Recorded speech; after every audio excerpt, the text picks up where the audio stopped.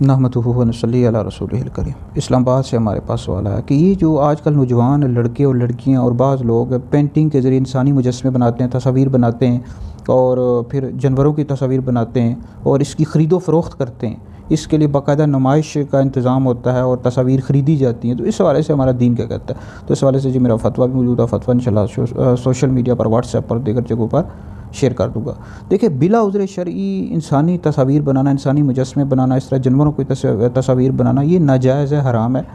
اسلام اس کی ہرگز بھی اجازت نہیں دیتا۔ البتہ آپ بے جان چیزوں کی تصاویر بنا سکتے ہیں، جیسے پہاڑوں کی اور اس طرح جو بے جان چیزیں ہوتی ہیں اس کی خرید و فروخت بھی کر سکتے ہیں، لیکن یہ پینٹنگ کے ذریعے بناتے ہیں تصاویر انسانوں کی، جانوروں کی، اس کی خرید و فروخت کرتے ہیں، اور یہ سب ناجائز و حرام ہے اور اس کی کمائی بھی حلال نہیں ہے۔ اس حوالے سے مسلم شریف کی حدیث ہے، نبی پاک علیہ السلام نے فرمایا کہ قیامت کے دن سب سے سخت ترین عذاب تصاویر بنانے والوں کو ہوگا، اور اعلیٰ حضرت نے فتاویٰ رضویہ جلد نمبر 21 میں لکھا ہے کہ نبی پاک علیہ السلام نے زیرو کی تصویر بنانا اعزازاً اپنے پاس رکھنا، بنوانا اعزازاً اپنے پاس رکھنا سب حرام فرمایا، اور اس پر سخت وعیدیں ارشاد کی اور ان کے دور کرنے مٹانے کا حکم ارشاد فرمایا۔ حدیث اس بارے میں حد تواتر پر ہے۔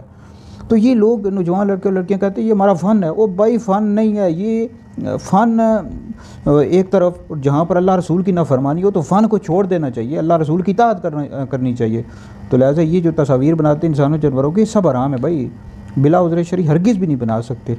تو لہٰذا یہ ویڈیو سن کر آگے بھی شیئر کریں، یہ آپ کے لیے بہت بڑا صدقہ جاری ہے۔